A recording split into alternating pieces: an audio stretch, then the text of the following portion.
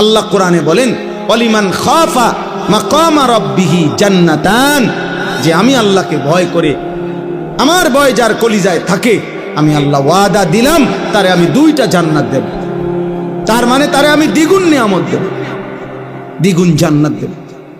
আল্লাহ আমাদেরকে তৌফিক দান করে। ওয়াল্লাযীনা হুম বিআয়াতি রাব্বিহিম ইউমিনুন।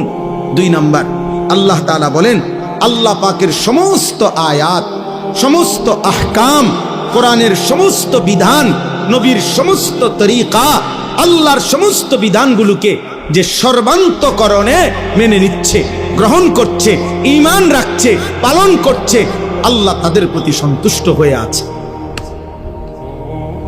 3 নাম্বার, ওয়াল্লাযীনা হুম বিরাব্বিহিম লা ইউশরিকুন। কোন অবস্থাতেই যারা আল্লাহর সাথে শিরিক করে না, এক বিন্দু, তাদের প্রতি আল্লাহ সন্তুষ্ট হয়ে আছে। 4 নাম্বার, ওয়াল্লাযীনা ইউতুনা মা আতাউ।